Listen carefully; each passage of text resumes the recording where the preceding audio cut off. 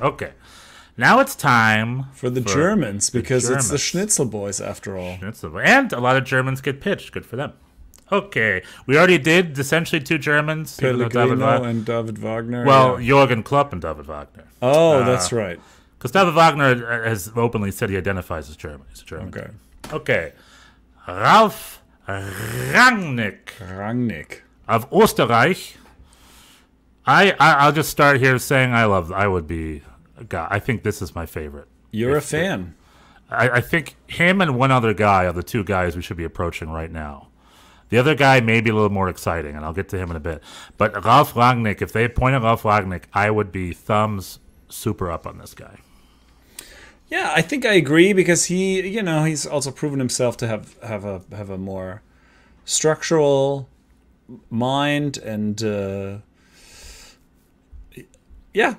agree. Do we have any indication if he's any interest? No, it's just been no, but it's one of those things where we can offer him 2 to 3 times the salary he gets in Austria.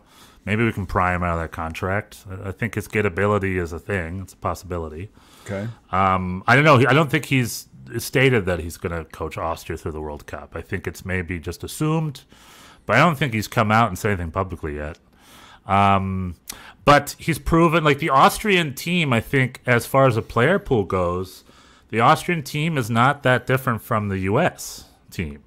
They maybe have more senior players. They probably have more Bundesliga guys, more like worker-type players. But doing more with less, he's proven to do that really well with Austria. Yeah, it's true. It's a pretty comparable team. Yeah, and Chris Armas would be his assistant coach. Amazing. Just like his Man United stint, I think there's very little wrong about this appointment. I would be really excited about it. I think he'd be the right man for the job for a 2-year stint to bring the U.S. to the World Cup I think he'd do great, I think. He's just a good soccer mind, I think. So, thumbs up for me, definitely. All right. Tuchel. We know how you feel about Tuchel. Yeah, he's available. He's out of contract right now. He's open for work. How would you feel if he was appointed the U.S. coach tomorrow? Yeah, I mean, I'm a Tuchel guy. I've said this before. I mean, again, the big caveat is: would he want to do it? Why would he want to do it? Would he want to do it? I don't. Well, he gets to drop Pulisic for a 3rd time. I don't think he'd want to do it. I don't see how he would want to do it. But if he did want to, if he for some reason was excited about doing it, I think he'd be great. Give me specifics on why you think he'd be great. I think he's a good coach. Sell me on Tuchel. Serial winner. If you're looking, that's true. if that's the big item on your, he's won 2 list, Champions Leagues, right? I don't think. Well, he's won a bunch of titles. Yeah, multiple Champions Leagues. He's won 2, made a final a couple times. He's won domestic. Yeah, he's a serial winner at a high level. He's done all that with the richest clubs in the world, though. Yeah, well, that's true. That's true for Klopp too. I mean, to some extent. Well, no, Klopp did better with Dortmund than Tuchel did with Dortmund. Tuchel did this with Chelsea, PSG, and Bayern München, but failed at Bayern München. I would give more props to Klopp, I think. Okay, sure. But my only thing with Tuchel, it goes back to the American player thing I brought up. He has dropped Pulley twice. I'm not criticizing for that. I'm sure he. Yeah, I don't think. They're. I think that his experience with Pulisic is I think is not a plus. I don't think it's a plus for this. He doesn't have a good relationship with our best player. I mean, that's the thing. Yeah, so that's. I mean, they would have to figure it out, but he doesn't. I think. He does not strike me as having any interest in this. So there. I mean, So you're saying his gettability is low. I don't think that's going to happen, but I think he'd be good. All right. Yeah, we could do much worse than him. But I'll be very curious how this goes because it's a very different type of job, and frankly, and this next guy I've got the same kind of issue with. This is even.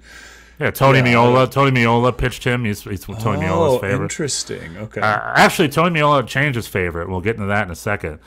This man has all these coaches have been pitched by big people. I'm not making this up. I scoured and I found this list. And people are like, we need to talk about Aiden Terzic. She was great with Borussia Dortmund and Papa. But just like Tuchel with Pulli, Aiden Terzic dropped Reina. Like he froze Reina out. So again, he doesn't have a great relationship with the American player. I don't know. There is a factor of knowing what to do. Like, he is so deeply a Dortmund guy. Like, it seems, I mean, it's sort of hard to know what he's going to do anyway. Right. He's also a one-club guy, kind of like the German Jim Curtin. He's like, yeah, exactly. Will he be good somewhere else? Yeah, it's very hard to imagine.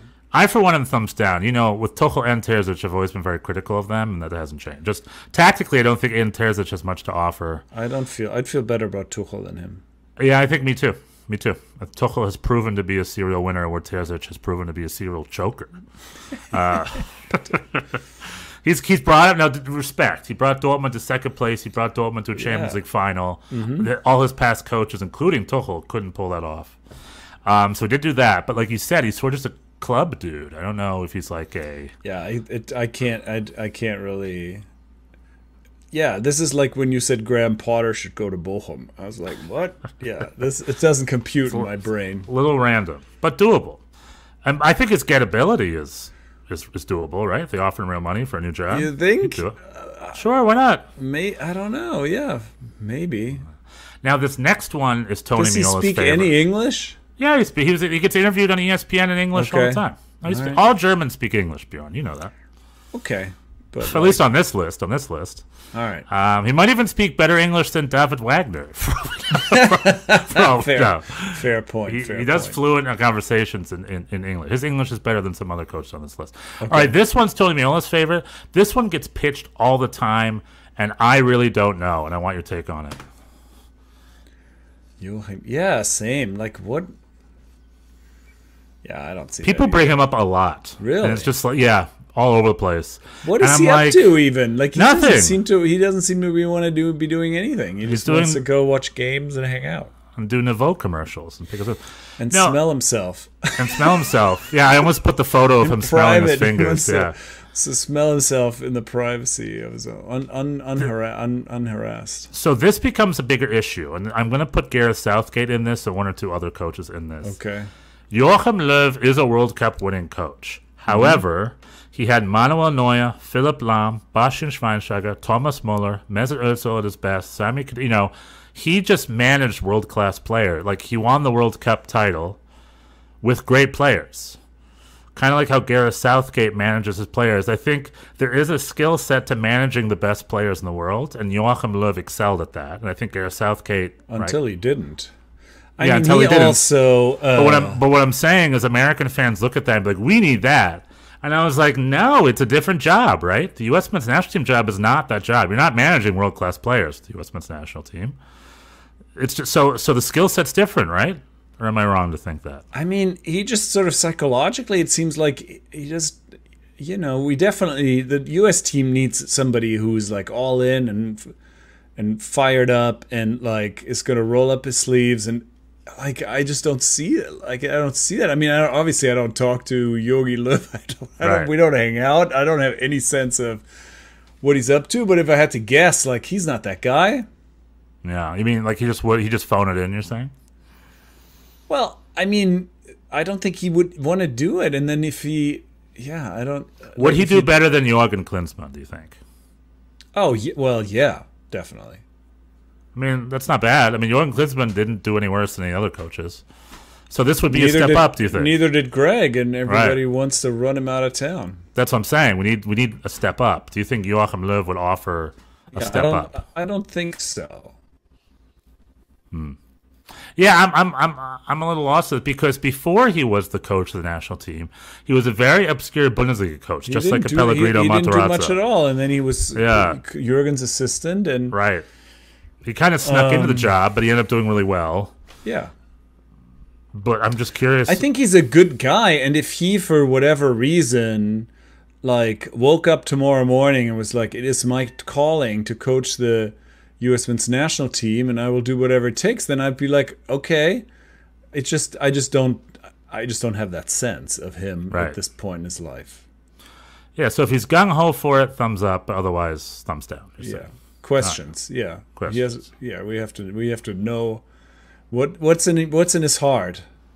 Right? We don't know. He's just looking at sniffing. I don't know. Okay. The Argentinians. How many Argentinians are there? Oh, we've got quite a few. All right. First and foremost, Marcelo Bielsa. All right. What do you think? I mean, would he want to, like, don't worry about him wanting to do it. Marcelo Bielsa is a career coach. He almost coached Atlanta United. I don't think it's a good fit. I don't think it's a good fit. Why not? I'm not saying it isn't. I'm just saying why. The player pool would drive him crazy. The U.S. soccer nonsense would drive him crazy. He's like, it's like he'd be like Dominic Torrent in at NYCFC. He was Pep's old assistant, and he did fine as a coach, but he just could never get over all the things that he deemed like ridiculous. Like, yeah, but that's Marcelo. This is a national team coaching job. Marcelo Bielsa, Uruguay, and then he coached in France for Marseille, and he coached Leeds United. He's just a coach. I mean, he's not here to coach Columbus Crew. He's the national team. Why would the U.S. national team be different than the Uruguay national team experience? Well, it's a lower quality player pool. That's true. And it's a top heavy organization. Yeah, it doesn't strike me as a good fit.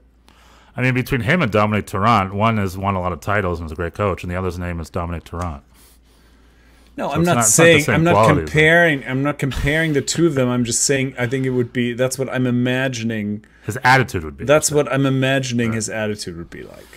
Yeah. All right. I mean, I think he would be a step up. If he was announced tomorrow, I'd be like, he's a great coach. He's a great veteran coach. He's very smart. It would sure be interesting. I mean, I'm not. And I think it would definitely. I wouldn't be excited for it, but. And I think this would be. He's definitely a serial winner, and I think this would be a step up from Greg. Is he a serial winner though? What has he won recently? I mean, I'd have to. Recently, have to look. I don't think. I don't think he's a serial winner. Didn't he win the championship with Leeds? That was his last job, wasn't it? Before, yeah. Because he took Leeds up. He promoted. They made Leeds a great team. Let's see. Honors. He did not make them a great team. That's not true. He brought took them up from the thing. Took them up in the. Yeah, that's true. That's what he did. Okay, honors. But he failed. They put Okay. They put a lot of money into that team, and he did not make them a great team. Honors. Yeah, he won the championship with Leeds in 2020. Yeah. He coach of the year. I mean, he's got a lot of titles, but these Summer Olympics in 2004, and then a bunch of Clausurs known as Old Boys. I mean, dude, he's an old school coach with titles under his belt. Mm-hmm. He's the Argentinian. Well, he was an influential guy. Like a lot of great coaches cite him as an influence, and so he has. He's the Argentinian. He's revered. Right? He's revered. Yeah. He's the Argentinian Ralph Rangnick, because Ralph Rangnick is also the Papa professor. But he seems, I mean, he is maybe in his Vegas phase right now. I don't know. We'll find out. I thought Uruguay looked pretty good under him. I wanted to like them more than I did. All right, so that's Argentina 1, old school Marcelo Bielsa. Number 2, Gerardo Tata Martino. Sure. People really wanted him before they hired Greg. He went to Mexico instead. Mexico's the worst it's ever been under him, and now he's back. Yeah, I mean, but clearly Mexico is just it's not all his fault. Yeah, right. So but he is that rare guy, right? He is that rare guy who has had success, who had genuine success in Europe and South America and in United South States. America and in MLS. So there's not that many. He ticks a lot of boxes. Now the Mexicans couldn't wait to get rid of him, right? And so his star does not shine quite as brightly as it once did. Although he's doing well with Inter Miami. Obviously, Inter Miami's been doing great even without Messi and Suarez. Right. So yeah, he'd be good. Yeah, I mean, I would criticize his commitment to the Mexican national team. Probably wasn't amazing. He missed some games and stuff, and he really didn't have much to offer other than criticism. And you're right, it's just the system. But would he do the same with the U.S.? Yeah, I mean, he's a crusty old dude. I don't think he'd be transformative necessarily. But Also, his English is very limited. Apparently, it's better than it's been. That's true. I criticize the fact he didn't speak English. Everyone's like, Stefan does speak English. He just doesn't want to, or something. People are demanding to me that he speaks English. I'll believe it when I see it. However, how important is it to you for the coach to speak English? Yeah, he's got to speak English. Yeah, I think for me it's true. So that would be a point against a couple of these guys, like a Marcelo Bielsa. Yeah, for sure. They just speak in Spanish, and that'd be. But I mean, I think they can function. Right. From what I understand, apparently Gerardo. They have Bielsa as coach in the Premier League. Like, right. He's definitely. For 2 years, yeah. But anyway, so that's Tata. So you're much more on Tata than Marcelo Bielsa. You'd pick Tata first. I think definitely. Better if Tata were announced as head coach tomorrow, would you be like, cool, good choice? I would say decent choice. All right, decent choice. All right. How about this one? No. Matías Almeida, current coach of AEK Athens, I think. He was at San Jose. He was a big hit at Chivas de Guadalajara. He was known as a specialist of getting a lot out of nothing. However, at San Jose, not a lot happened under him. So you're just a hard pass. San Jose were very interesting under him, and I was watching them semi-closely because they were so, he had a very different approach, and he's got a good... But it never came together in the end. No, and I think I don't think he's that good a coach ultimately. Yeah, I mean, Jesse Fornelli, whoever the guy ran in San Jose, probably got a lot of criticism. His time at Chivas was good. His time in Greece, I'm not sure. I just flat out, I don't follow the Greek league. But he's got European and South American and North American coaching experience, and he knows the MLS system. He's been here, and people have been pitching him. But you're saying, nah, kind of no reason. I mean, he's like what separates him from like 100 other people? Like I don't know. Let me look up real quick, Ivan. Let me look up his honors. Maybe he's got more. Maybe he's doing really well in Greece or somewhere. I give him enough credit. Let's see here. Honors. But like, how it's Greece. Like, how well could he like? Well, do you think Greece and MLS are comparable? Probably. No. Greece is probably better than MLS. No, it's not. Significantly. What are you talking worse. about? You really think? Yeah. But they're at least comparable on a level. No you think, way. You think Panathinaikos, they play in the Champions League every year. You think they couldn't hold their own in MLS? No. So as a manager, he won the league with River Plate. And then with Banfield, which is huge, it's a small club, he did a lot of titles with Guadalajara, and he just won the domestic double with AEK Athens. So he is a winner. He's winning stuff. He just won the league and the cup with AEK Athens just this past year. Yeah, but then it's like, if you're going to throw at him, then why not Ronnie Dyla? Why not? Ronnie Dyla has none of these titles. What do you mean? Ronnie Dyla won MLS Cup. He won the Scottish League with Celtic.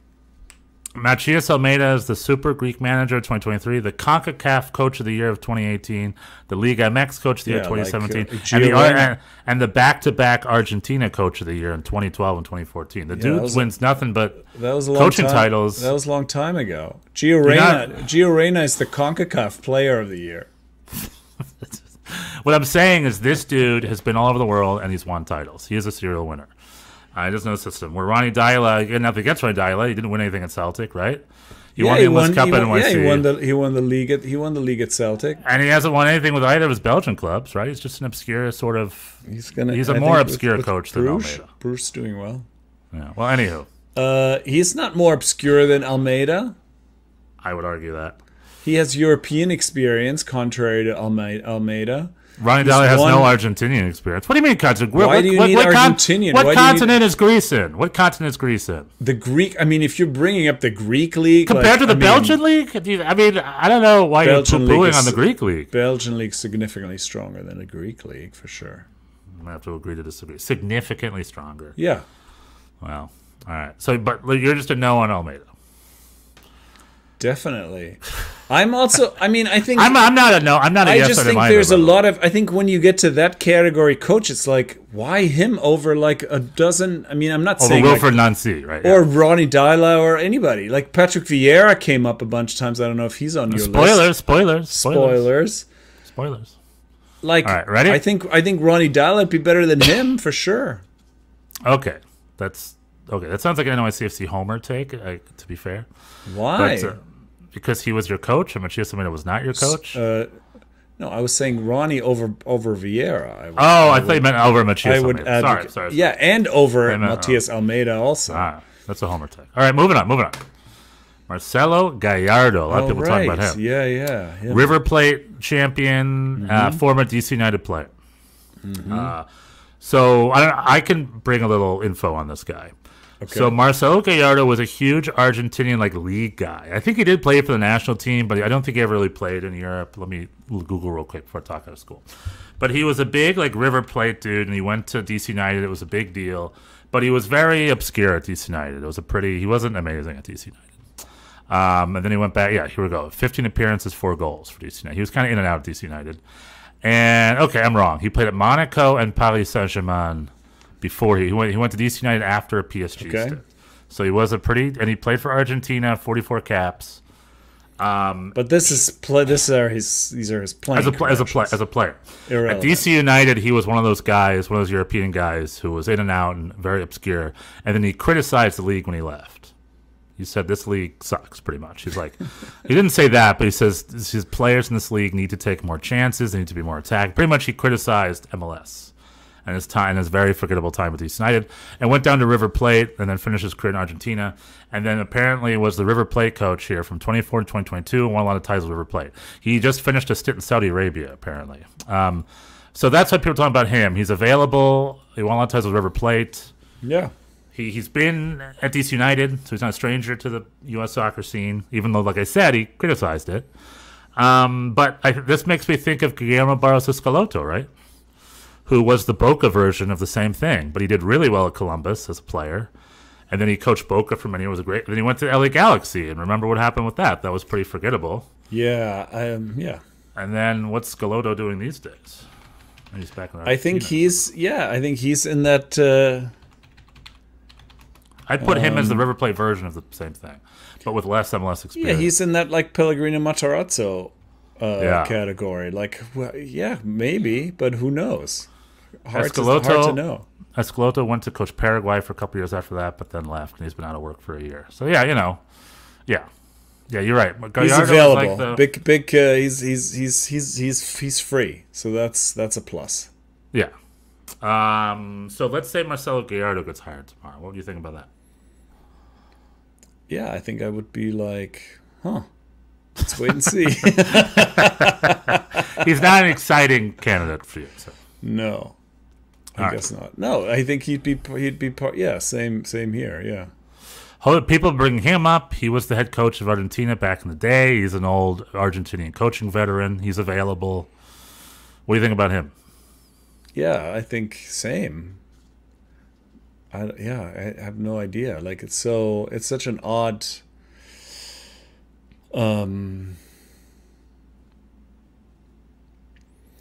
Yeah, I mean, he doesn't really check the box, right? Again, he's part of a large crowd. I feel like, you could name a lot of people like this. Okay, sorry. I just checked in with the chat. I realized I've been ignoring the chat. Daniel Young. Yeah, I'm sorry. We've been ignoring you. Yeah, sorry. But I've been on a different screen, so I haven't been able to check an eye in the chat. Right. Daniel Young. Hello, everyone. West Ham United, 100%. I hope you have fun with the game. Joachim Löw. Here we go. Joachim Löw is a good candidate because of his resume, but he isn't doing anything. Yeah, I think we covered that. Yeah. And here we go. He's got thoughts on Gallardo. Marcelo Gallardo can pull off a couple masterpieces. Okay. All right. Okay. So you're rooting for his future, I think. Okay.